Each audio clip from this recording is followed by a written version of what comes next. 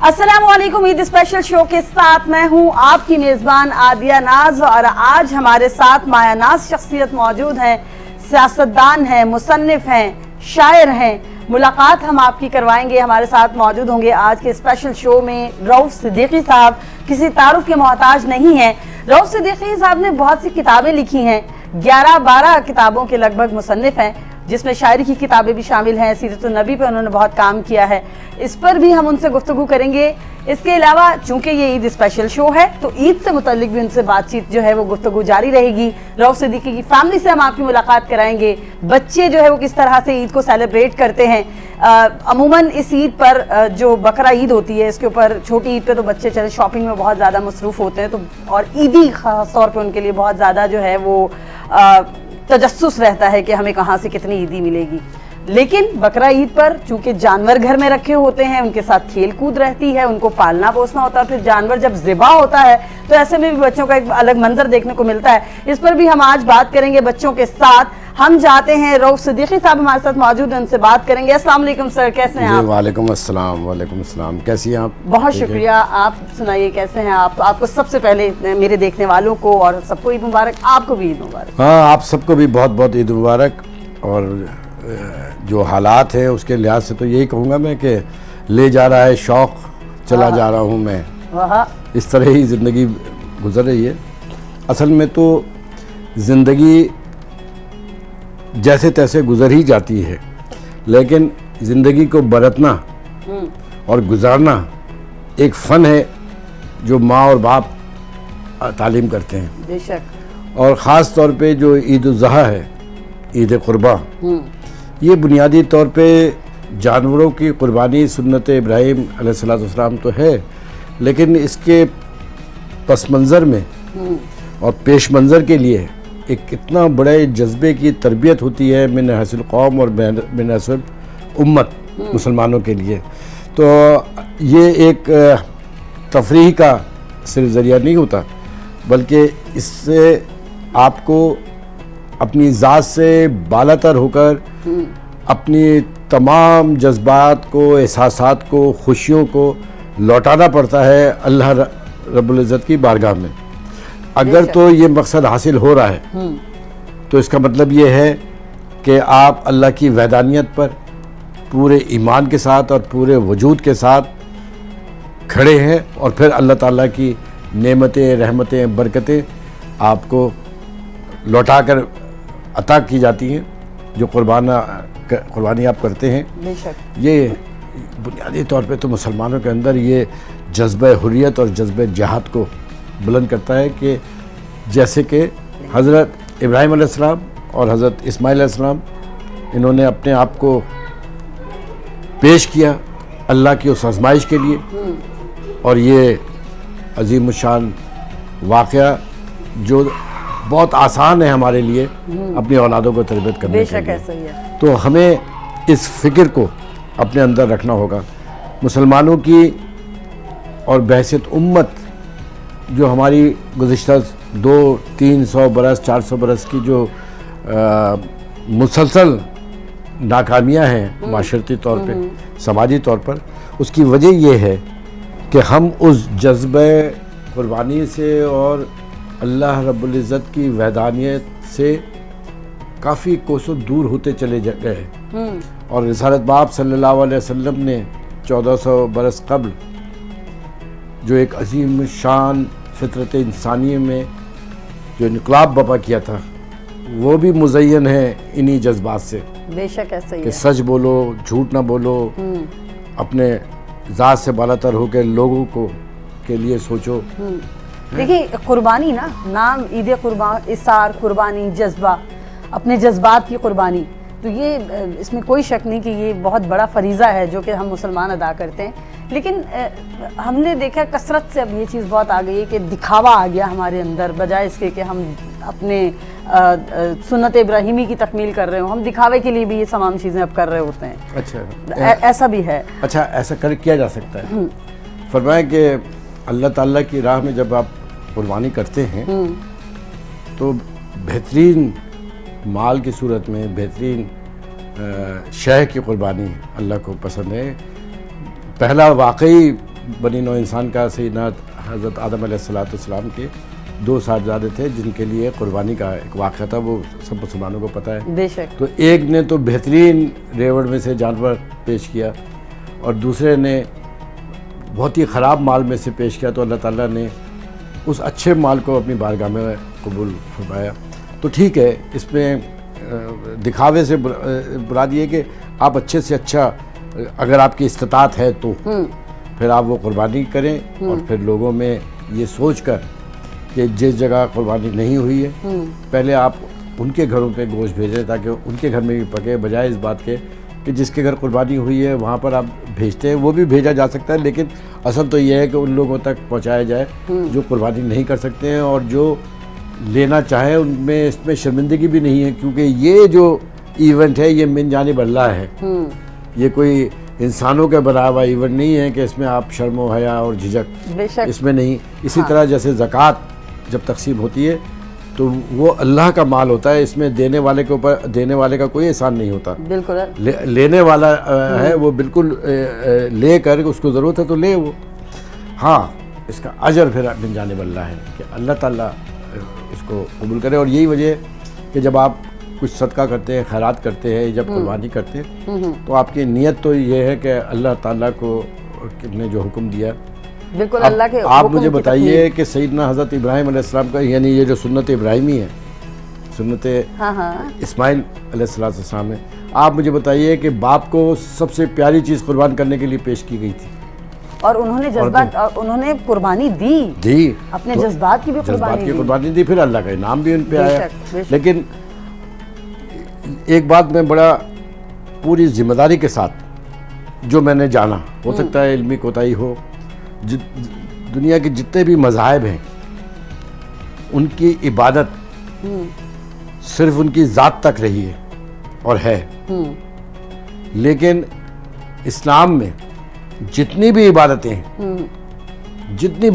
हैं वो ज़ात, ख़ानदान और उम्मत की तालीम और उनको समझाने का एक बेहतरीन ज़रिया है कि इसमें कोई बहुत ज़्यादा जद्दोजहद की ज़रूरत नहीं, बल्कि हर इबादत वो टीच करती है आने वाली नस्लों को कि हमें कैसे गुजारना होगा। और यही वजह है कि जब माँ बाप ये सारे अच्छे काम कर रहे होते हैं और बच्चे देखते हैं फिर वो भी उसी राह पे चल पड़ते हैं।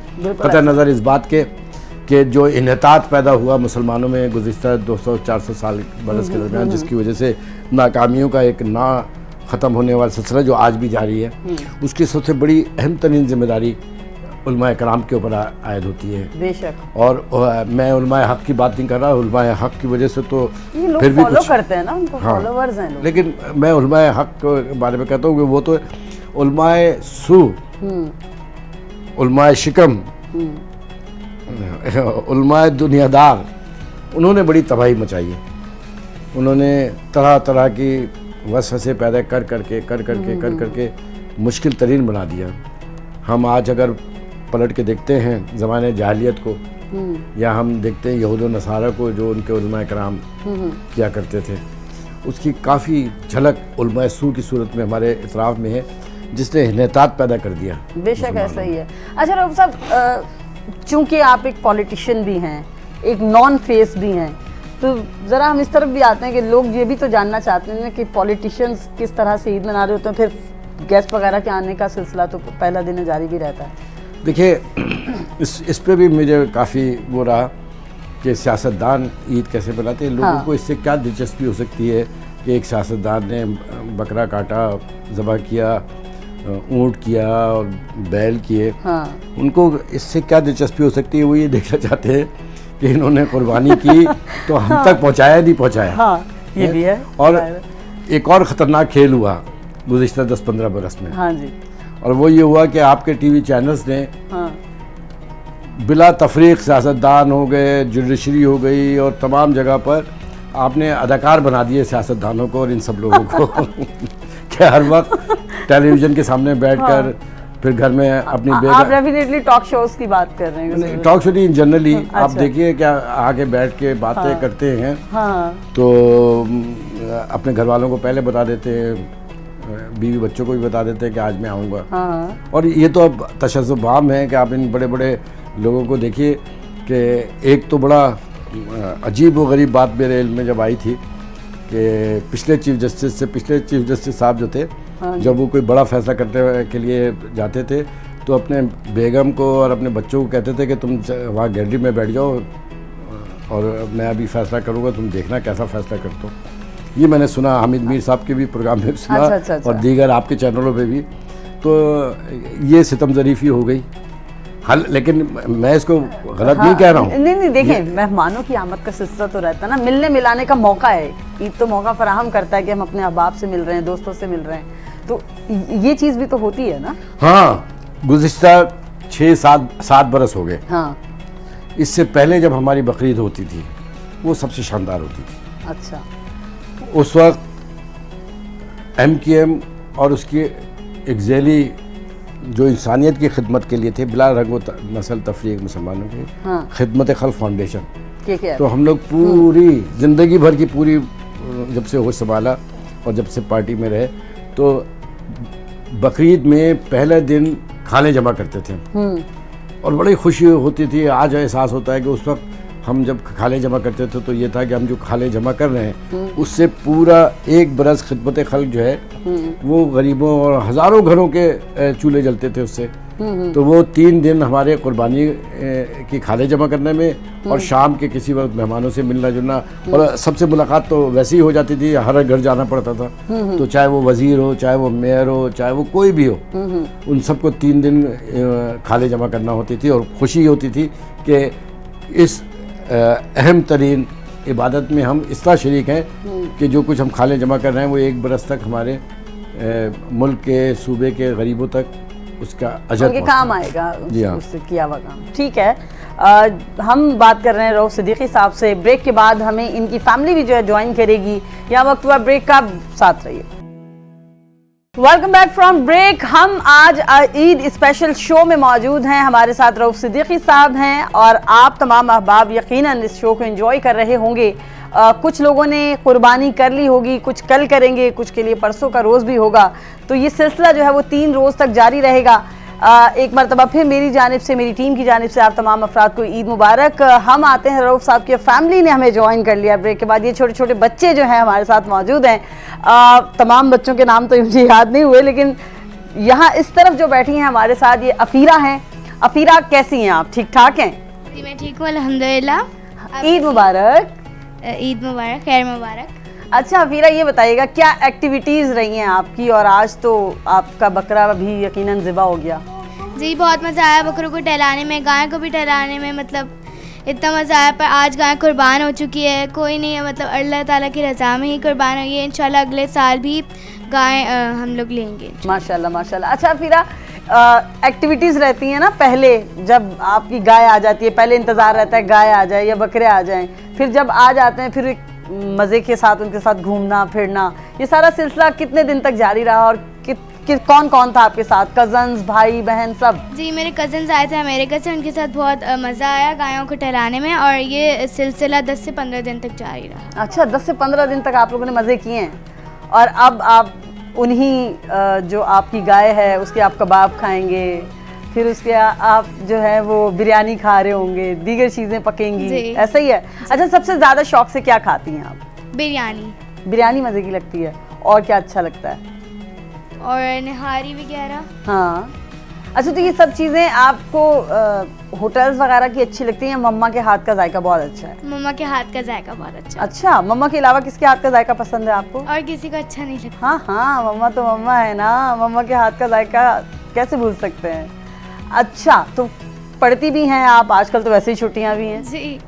कौन सी क्लास में पढ़ती हैं? मैं 5 ग्रेड में पढ़ती हूँ और अब मैं 6 में जाऊँगी। अच्छा, मतलब आप 6 में आएंगी, एग्ज़ाम्स हो गए ना उसके बाद। ठीक है, अब ज़रा हम माइक को शिफ्ट करते हैं। शाफे, आप हैं शाफे, बराबर में आपके कौन बैठा है? फीरा। हाँ जी, माइक पकड़ें, अपना नाम बताएं। शहबा सिद्दीकी। अच्छा, ये बताओ कितना मज़ा आया आपको? भी गाय कट गई, अफसोस हुआ? बहुत मज़ा आया, एंजॉय किया आपने? अच्छा, स्कूल जाते हो आप भी? ठीक है। अच्छा भाई को जरा माइक देना। शाफे माइक आप पकड़ें जरा। अब ये जिनके हाथ में माइक शिफ्ट हुआ ये शाफे हैं। अच्छा शाफे ये बताइए आपने कितना एंजॉय किया तमाम चीज़ों को, ख़ास तौर पर बच्चों के लिए तो बड़ा फेवरेट ओकेजन होता है ना ये। बहुत मज़ा आया, बहुत मज़ा आया। अच्छा जी। अच्छा ये बताएं कि क्या एक्टिविटीज़ रही हैं इन दिनों आपकी? क्या एक्टिविटीज़, मैंने वो गाय टलाया मेरा, और वो थोड़ा सा बकरे टलाया, और मैं बस बाहर बैठा वो ऐसे ही। अच्छा इनकी केयर करते रहते हैं। अच्छा इन दिनों में एक चीज़ और भी हुई ना कि ईद से पहले जब हमारे पास ये जानवर आते हैं तो हम रातें भी उनके लिए जाग रहे होते हैं। मम्मा पापा बुला बुला के थक जाते हैं घर आ जाएं, लेकिन आप लोग कहते हैं नहीं हम तो इनके पास बैठेंगे। ऐसा हुआ है? थोड़ा सा बस। थोड़ा सा मम्मा की बात मानी इन दिनों में आपने? नहीं मानी मानो है? अच्छा ये बताएं आप भी पढ़ते हैं और किस क्लास में हैं? जी, मैं 7th में जा रहा हूँ। मैं वहाँ पढ़ता हूँ अमेरिका में, एक स्कूल, वो नाम है रोजली कार्टर एलिमेंट्री स्कूल। अब मैं जा रहा हूँ, नहीं स्टोन हिल मिडिल स्कूल मैं हूँ, और वो 7th ग्रेड में जा रहा हूँ।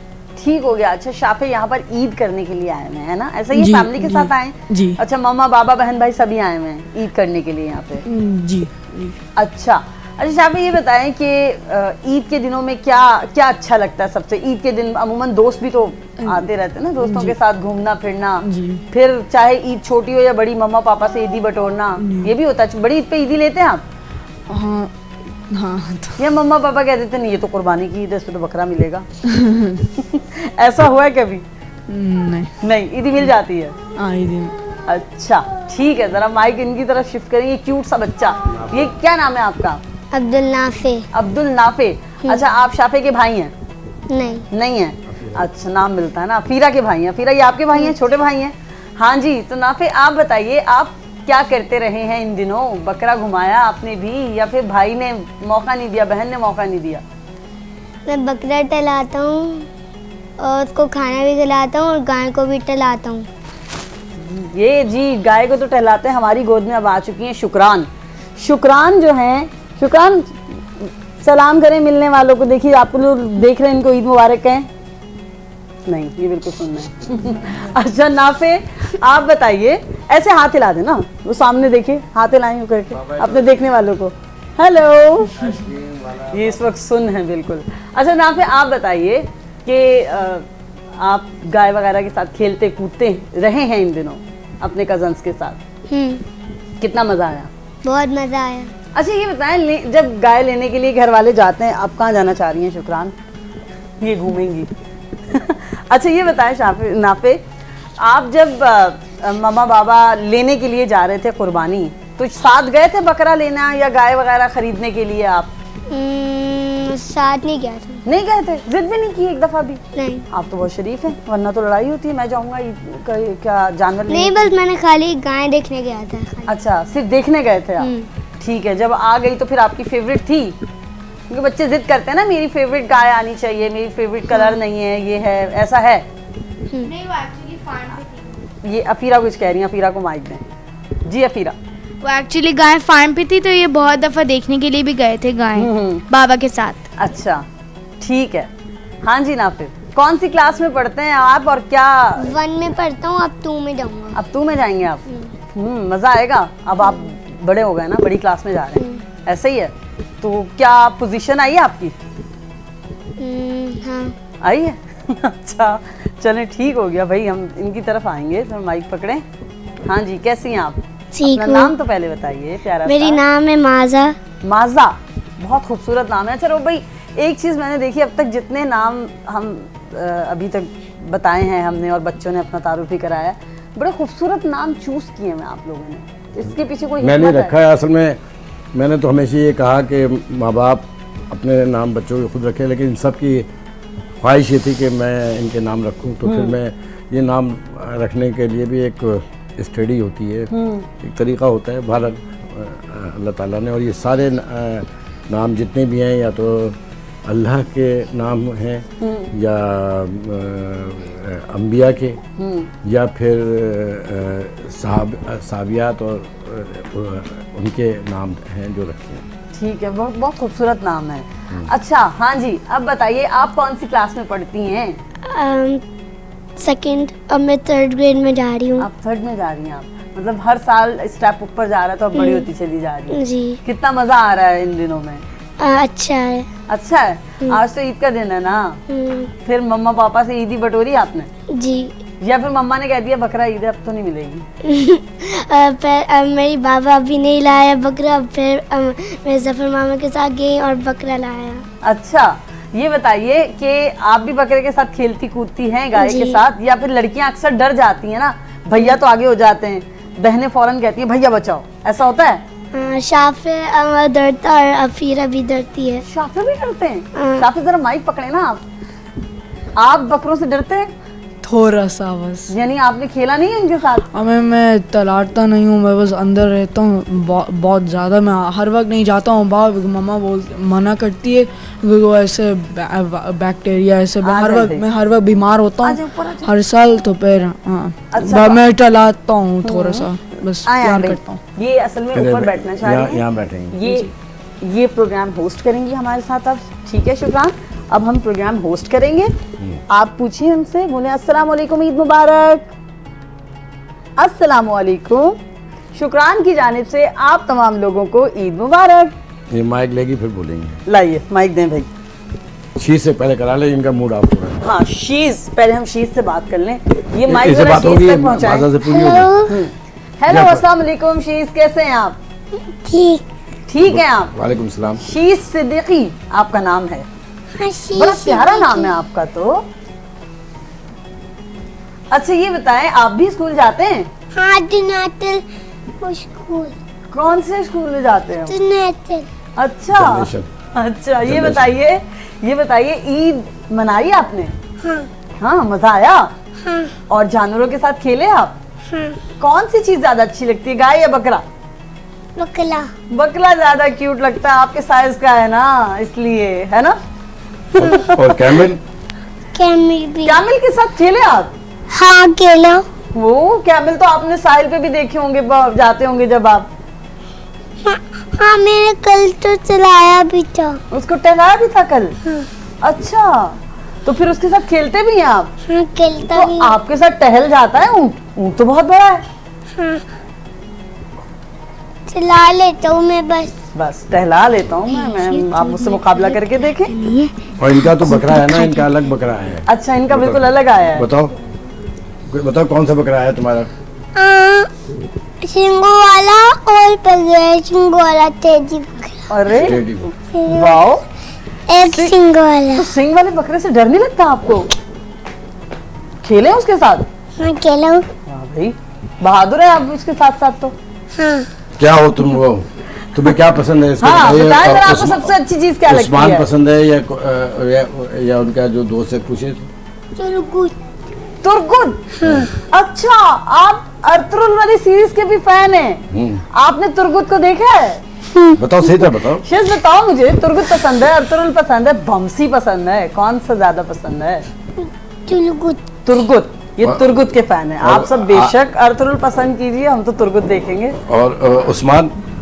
उस्मान शुक्रान को पसंद है और मुझे। उस्मान शुक्रान को और आपको पसंद है? अच्छा, आपने उस्मान भी देखा है? हाँ, उस्मान भी। उस्मान के अलावा क्या देखा है? वो भी तो है ना। अच्छा, एक उस्मान में आपको सिर्फ उस्मान पसंद है या उनके बेटे उरहान भी पसंद है आपको? इलानुल उरहान और तोते बच्चे और तोते बच्चे भी है ना वहाँ पर। उसका- अब हम ना जरा इनसे उस्मान का अहवाल मजीद जानेंगे इस ब्रेक के बाद, क्योंकि हमारा यहाँ वक्त हो गया ब्रेक का। और ब्रेक के बाद हम दोबारा बच्चों से गुफ्तगू करेंगे, रोब भाई से भी बातचीत करेंगे और जानेंगे कि वो ईद को किस तरह से सेलिब्रेट कर रहे हैं। ब्रेक से पहले हम बच्चों के साथ मजे मजे की गुफ्तगू कर रहे थे और शीज के पास माइक था। हम दोबारा जरा इन्हीं की तरफ आते हैं। अच्छा शीज, गुफ्तगू कर रहे थे ना हम, जरा आप मुझे बता रहे थे कि आपको उस्मान पसंद है। उस्मान की वाइफ का नाम पता है आपको? हाँ। क्या नाम है उनका? वाला। बाला। और बाला के अलावा? अच्छा, इनको बाला ही पसंद है। तैमूर भी तो है ना। अच्छा, और कौन है? और किसको जानते हैं? आतमल को। ओह, अब तैमूर को। इनको पूरा पता है माशाल्लाह। अच्छा, ये पूरी सीरीज पूरे देखी देखते है? हैं ये। और वो गंदा आदमी भी तो था ना, ये पूछते रहते कौन हैं। बुरा लगता है? अच्छे तो सब लगते हैं ना उसमें, बुरा कौन लगता है? पापा वो गंदे आदमी का क्या नाम था? ओलफ। गंदे मुंह वाले का क्या नाम था? वाह भाई, नेगेटिव कैरेक्टर किसी का भी हो बच्चों को बिल्कुल कभी पसंद नहीं आया। उसका क्या नाम है? बहुत सारे गंदे आदमी थे ना। बहुत सारे थे ना, एक तो वो थे निकोला भी थे ना। हाँ वो अच्छा, आपको निकोला ज्यादा बुरे लगे या ओलोफ? ओलफ ओलोफ सही है भाई। गंदा आदमी। हाँ, लेकिन उसके पास भी तो तुरगुत की तरह कुल्हाड़ी थी ना। हाँ कलाली थी। फिर वो उसको उस्मान ने मार दिया। उसको उस्मान ने मार दिया, बस फाइनली बात खत्म, उस्मान ने मार दिया उनको। अच्छा रोक भाई ये बुलाओ बताइएगा, मीना को लाओ। अच्छा ये बताइएगा, इन छोटे बच्चों के साथ ईद मनाने का तो एक अपना ही मजा है ना, और फिर इतनी मजे मजे की बातें कर रहे हैं। हाँ, ये तो बहुत सारी बात है। और मुझे तो खैर बच्चों का तो हमेशा, दुनिया के सारे बच्चे मुझे बहुत अच्छे लगते हैं, और सारे दुनिया के बच्चे एक ही जैसे होते हैं। जैसे मैं अक्सर बेशता कहता हूँ कि दुनिया के सारे ड्राइवर एक जैसे होते हैं, हाँ दुनिया की सारी पुलिस एक जैसी होती है, इसी तरह ज़मीन के सारे बच्चे एक जैसे होते हैं, लेकिन इनमें फ़र्क ये होता है कि ये सच्चे होते हैं। हाँ हाँ, ये बहुत देर तक बुग़्ज़ नहीं रख सकते, बहुत देर तक लड़ नहीं सकते, और फौरी तौर पे हर चीज़ को दरगुजर करके ये आगे बढ़ते हैं। तो वो किसी शायर का एक शेर है जो मुझे याद आ रहा है कि घर से मस्जिद बहुत दूर है, चलो यूं कर लें। वाह, घर से मस्जिद बहुत दूर है, चलो यूं कर लें, किसी रोते हुए बच्चे को हंसाया। अच्छा रोक भाई, ये तो एक पहलू है, लेकिन आपका दूसरा पहलू भी है। आपने किताबें बहुत सी लिखी हैं, उसके लिए टाइम निकालना, फिर साथ में सियासत को लेके चलना, तो डिफिकल्ट नहीं था? क्योंकि माशाल्लाह 12-11 किताबें आप लिख चुके हैं। असल में बात सिर्फ इतनी है कि ये तो बड़ा बहाना होता है कि हमारे पास वक्त नहीं है।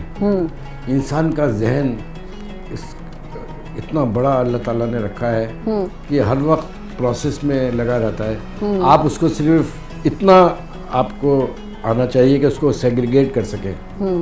मुख्तलिफ ख्याल और मुख्तलिफ सोच, मुख्तलिफ कैफियत से आप जब गुज़रते हैं तो आप उसको अलहदा करते हुए अगर चलेंगे तो फिर आपके लिए कोई प्रॉब्लम नहीं होगा। मेरी तो आज तक समझ में नहीं आया कि लोग ये कहते हैं हमारे पास वक्त नहीं था। हाँ, उसमें बहुत सारी चीज़ें इस लिहाज से ज़ाया हो जाती हैं कि आपने एक बहुत बड़ी चीज़ अचानक आपके जहन में आ गई। हम तो ये समझते हैं कि ये अचानक आई, लेकिन अल्लाह ताला के पास ना अचानक और इत्तेफाक नहीं है।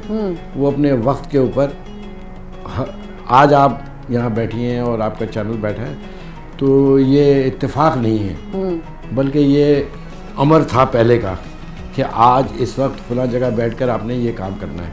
बेशक। तो इत्तेफाकात नहीं होते अल्लाह के बारगाह में, हम समझते हैं इत्तेफाक। इसी तरह किताबों का मामला है, हमेशा से था।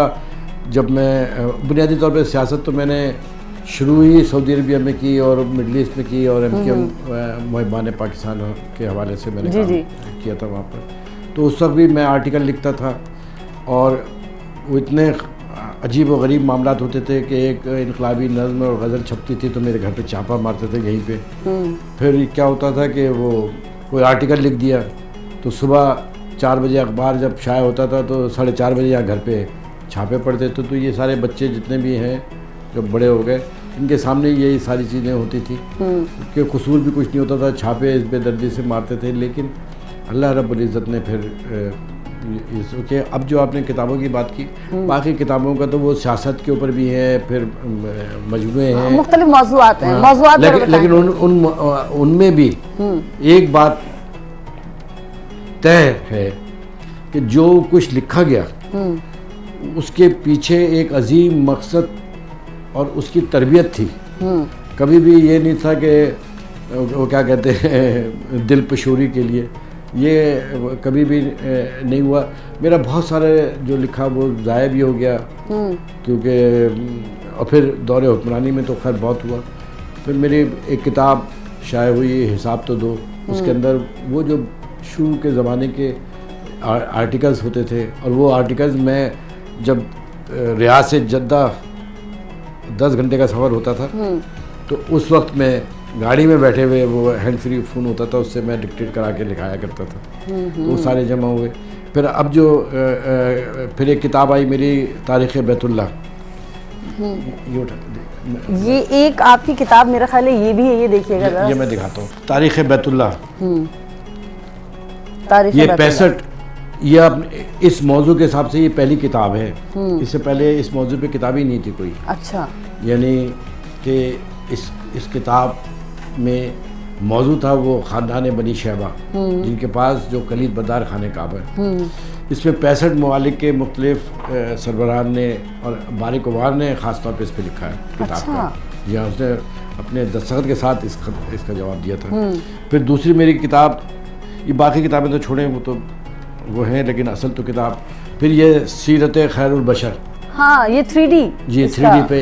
हाँ। अच्छा, तारीख़ बैतुल्लाह भी, और ये भी, ये उर्दू, अरबी, इंग्लिश तीनों ज़बानों में। अच्छा। और अभी ये इसका सिंधी तर्जुमा हो रहा है। सही। फ़ारसी में भी इसका तर्जुमा हो गया। और सऊदी गवर्नमेंट ने और यूएई गवर्नमेंट ने इस पर नो ऑब्जेक्शन इन दोनों किताबों पे दिया है कि वहाँ पर भी ये किताब अवेलेबल है, क्योंकि अरबी में। और अभी मैं जो एक हफ़्ते पहले मैं ज़बरदस्त खराज तहसीन पेश करता हूँ मियाँ शहबाज शरीफ साहब को, कि उन्होंने इस किताब को तमाम तालीमी इदारों में पढ़ाने के लिए, कॉलेज, यूनिवर्सिटीज़ और स्कॉलर की और PhD के लिए उन्होंने फेडरल मिनिस्टर राना तनवीर साहब को हिदायत जारी की थी। और राना तनवीर साहब का भी मैं खराज तहसीन पेश करता हूँ। उन्होंने काफ़ी इस पर मेहनत की और वक्त भी लगा, 2-3 महीने लगे, लेकिन 4 दिन पहले ये एक हफ़्ता हो गया तकरीबन, इसका नोटिफिकेशन भी हो गया। अब ये पढ़ाई जाएगी। और तीसरी किताब जो है वो, ये भी अपने नौइयत के लिहाज से इन 1400 वर्षों में, ये बिस्मिल्लाहिर्रहमानिर्रहीम इस किताब का नाम है। अच्छा। हाँ, इस मौजू पर एक छोटे छोटे किताबचे तो मिलते थे, बिस्मिल्लाहिर्रहमानिर्रहीम क्या है, लेकिन उसको जब चेक किया तो उसके कोई सनद नहीं मिल रही थी। तो ये कुरान और हदीस नबी सल्लल्लाहु अलैहि वसल्लम और साहबे कराम, तो ये तीसरी किताब है। और इन तीनों किताबों के जुमला हुकूक न मेरे हैं न मेरी औलाद के। ये वक्फ है उम्मत के लिए, जो चाहे इसको छुपाए और वो करे। इसका असल में जो कॉपीराइट है वो आसमानों के लिए हैं। ये तो रोज़े महशर मकाम महमूद पर पास तो कुछ है नहीं, ये किताबें पेश कर देंगे और अल्लाह ताला इसको कबूल कर ले और उसके लिए। और फिर मैं शहबाज शरीफ साहब के लिए भी कहूँगा कि अल्लाह ताला ने ये काम इनके हाथों से लिया, हालांकि मैंने पहले भी भेजी थी, तो ये उनके नसीब में था, उन्होंने भी अपनी नस्लों को बख्शवा दिया।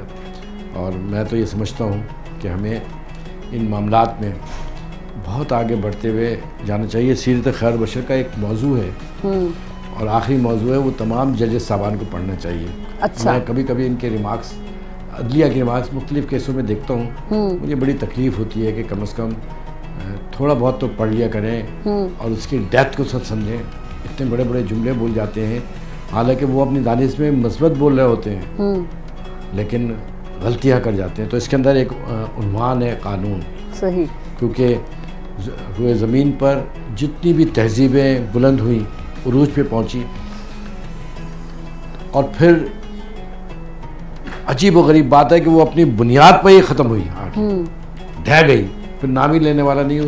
तो उसको अगर सोचा जाए, देखा जाए, उसके अवामिल देखा जाए, तो एक बात पता चलती है कि वो बड़ी बड़ी तहजीबें उरूज तक पहुंची तो अपने इंसाफ की वजह से पहुंची, और वहाँ पे पहुंचकर, उरूज पे पहुंचकर जब उन्होंने इसका वायलेशन शुरू कर दिया इंसाफ का, तो फिर अपनी बुनियादों पे गिर के पैरिश ख़त्म हो गई। सही। तो इसके अंदर एक उन्वान वो भी है।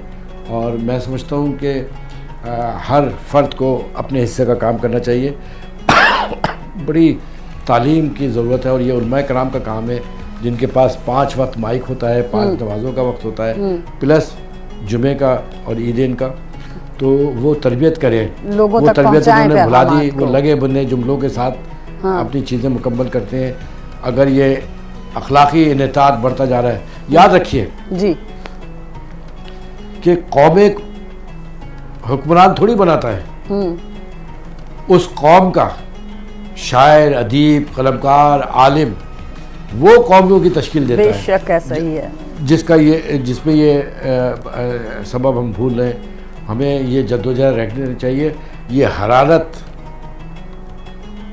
उम्मत के अंदर एक एक मुसलमान के अंदर होना चाहिए। ये क्या हालत है कि एक रेडी वाले से लेकर वज़ीर आज़म तक और एक दुकानदार से लेकर सदर मुमलिकत तक ज़िंदगी के तमाम शोबों में इस तरह बुराई दर आई है कि अब बुराई बुराई नहीं रही। हाँ। आज आप ये देखें कि बड़े बड़े लुटेरे अब माशरे में उनका क्या मुकाम बना दिया गया है। सबको पता है कि ये इन लोगों ने क्या किया है और उसके बावजूद भी इज़्ज़त एहतराम देते हैं। तो इसका मतलब है कि अब बुराई नहीं रही, तो इसलिए अब इंतज़ार करें उस सज़ा का जो अल्लाह ताला की तरफ से किसी वक्त भी आ सकती है। बेशक अल्लाह माफ़ करें। बहुत मज़े की बहुत अच्छी गुफ्तगू जारी है, लेकिन यहाँ वक्त हुआ है ब्रेक का। ब्रेक के बाद दोबारा आएंगे और रऊफ सिद्दीकी से गुफ्तगू का सिलसिला जारी रखेंगे।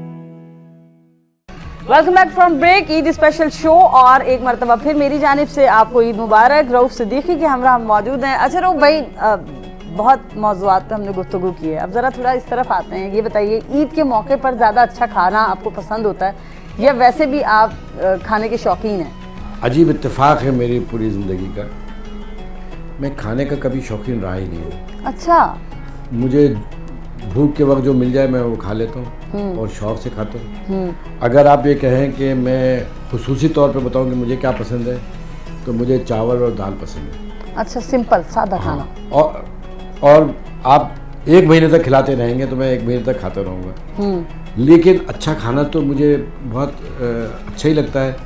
ख़ासतौर पे मेरी जो बड़ी बहन थी अपिया, वह उन्होंने पाला हम लोगों को, फिर वो खाने बनाती थी और बहुत शानदार खाने होते थे। तो मैं बाहर का खाना नहीं खाता था, 5 स्टार होटल में भी नहीं खाता था। अच्छा। हत्ता कि वज़ीर आज़म और प्रेसिडेंट हाउस में जब हम मीटिंग वगैरह में जाया करते थे, वहाँ खाना होता था तो मैं वहाँ भी खाना नहीं खाता था।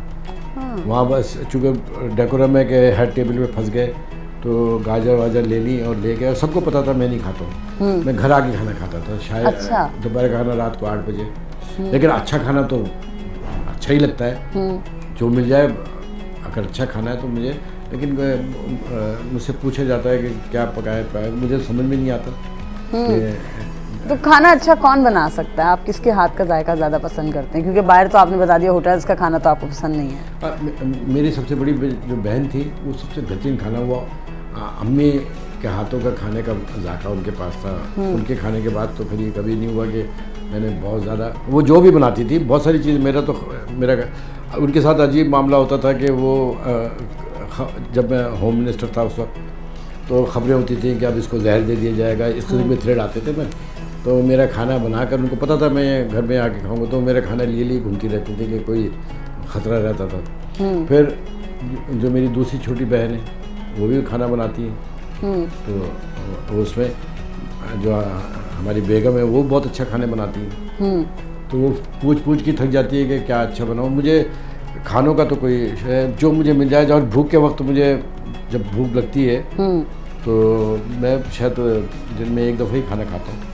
अच्छा, लेकिन वो होता ना ईद के दिनों में हमारे, हमने देखा रिवाज बन गया, डिशेस बारबेक्यू, अब तो बहुत सारी चीजें आ गई। ये सब लोग खाते हैं, तो आप इनसे दूर होते हैं या फैमिली तो डेफिनेटली इसको नहीं, मैं ये थोड़ी है कि मेरे लिए मैंने कोई अपने ऊपर मना कर लिया है।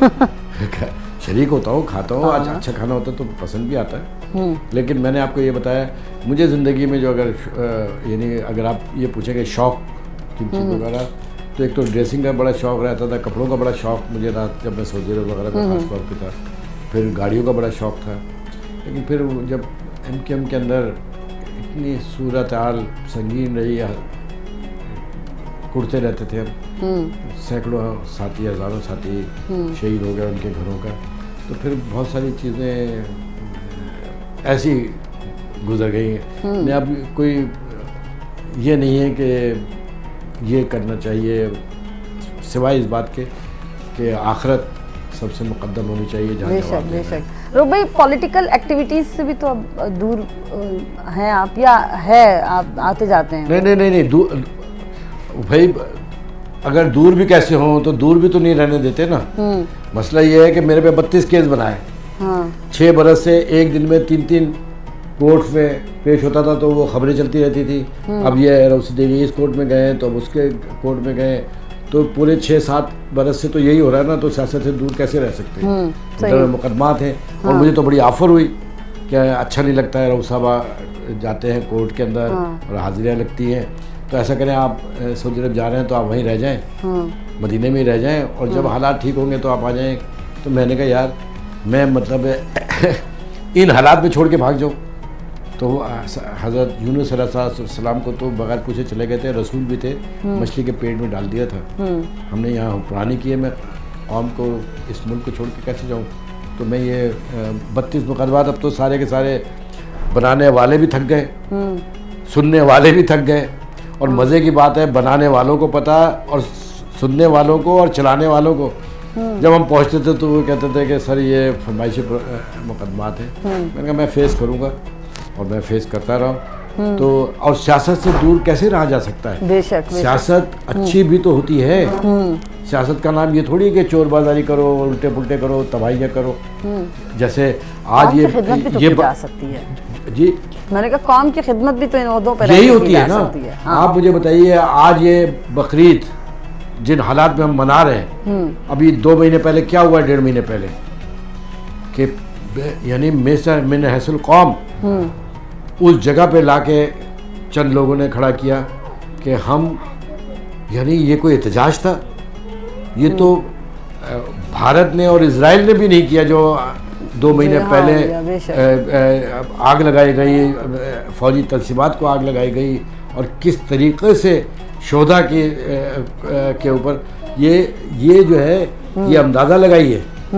ये कोई मामूली बात नहीं है। बेशक बहुत। और मसला ये है कि हमेशा की तरह इसको अगर आपने कहीं दरगुजर, अव्वल तो नज़र नहीं आता लेकिन नहीं करें, क्योंकि मिन हैसुल कौम इसी को एक एग्जाम्पल बनाकर हम एजुकेट कर सकते हैं। ये कोई तरीका थोड़ी होता है कि आप ऐसा ही यानी सियासत और इक़्तिदार इतना हो गया। तो बात यह है कि बादशाह भी तो आप ही ने बनाया था ना इनको। तो अब ये लेसन देना भी अब आपका फ़र्ज़ है, और ये होना चाहिए। और पूरे पाकिस्तान के अवाम को भी, ये मुल्क हमारे आबा व अजदाद ने, इनके आबा व अजदाद ने बनाया होता तो मैं पूछता, इनको तकलीफ होती। हमारे आबा व अजदाद ने पूरे बरसगीर में 1857 की जंग आज़ादी से लेकर 1947 तक ये जद्दोजहद की थी, जिसके सदक़े में ये पाकिस्तान बना था। तो हमें तो इतना सा भी मामला ख़राब होते हैं तो हमारे तो दिल पे आके लगता है। हम तो इसके अमीन हैं, इसके वारिस हैं। और जाहिर बात है कि इस वक्त पाकिस्तान की तमाम जोग्राफियाई सूरत-हाल इंतहाई मखदूश है। और इंटरनल आप देखेंगे, आप क्या कहेंगे, मतलब आज भी मैं पूछना चाहता हूँ, इंसानी हुकूक के जो चैम्पियन है, जो पिछले 4 बरस में जो इंसानी हुकूक की बदतरीन खिलाफ वर्जी हुई, आज तो इतने ख़तरनाक खबरें आ रही हैं कि उस वक्त होता क्या था। तो ख़राब तरीन लोग हमारे ऊपर हुक्मरान रहे, तो उनको भी असल में जनाबा आ चुकी हैं, शुक्रान साहिबा अब दुपट्टा ओढ़कर आ गई हैं। अच्छा तो भाई दोस्त वगैरह आते हैं आपसे मिलने के लिए? अच्छे वक्त के दोस्त अलग होते हैं, मुश्किल वक्त के दोस्त अलग होते हैं। ऐसा ही है। लेकिन मुझे किसी से भी गिला नहीं है। जिसका जितनी देर तक साथ था वो उतनी देर तक साथ रहा। मैं किसी को ये भी नहीं कहता कि मुश्किल वक्त है तो मुझे रत्ती बराबर भी इस चीज़ का एहसास नहीं होता। मुझे किसी से भी कोई गिला नहीं है। और ज़िंदगी कभी रुकती नहीं है।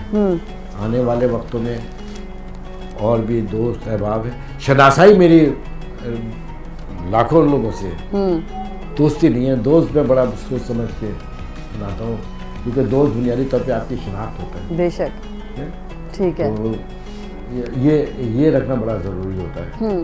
अच्छा वो भाई, ईद के ऊपर हमारे कोई देखने वालों को कोई स्पेशल पैगाम आप देना चाहेंगे? देखें जी, ये मुल्क आपका अपना है। अगर आप नहीं समझेंगे तो फिर ये मुल्क आपका अपना नहीं है। पूरी 25 करोड़ आवाम को ये बात समझनी चाहिए कि उठने वाली हर नफ़रत की आवाज़ को अपने कानों में दबा दें, और प्यार की, मोहब्बत की, इत्तेहाद की हर बात को आगे बढ़कर उसको कबूल करें। किसी भी तरीक़े से हम इतनी बड़ी और रिच फ़िलासफ़ी को मानने वाले हैं, यानी इस्लाम को। इसके बुनियादी फ़लसफ़े के अंदर ये बुनियादी बात है कि हमें अपने मुल्क की तामीर करनी है। कोताहियाँ, खामियाँ हर एक से हो सकती हैं। हमें सबके हुकूक का ख्याल रखते हुए आगे बढ़ना होगा। और इस मुल्क से आखिर कौन सा वक्त आएगा जब हम ये तय करेंगे कि ये मुल्क हमारा है। एक किसी शायर का एक कलाम है, वो शेर है उसके अता कीजिए। कि शर्त गम गुसारी है, हाँ, शर्त गम गुसारी है, वरना यूं तो साया भी।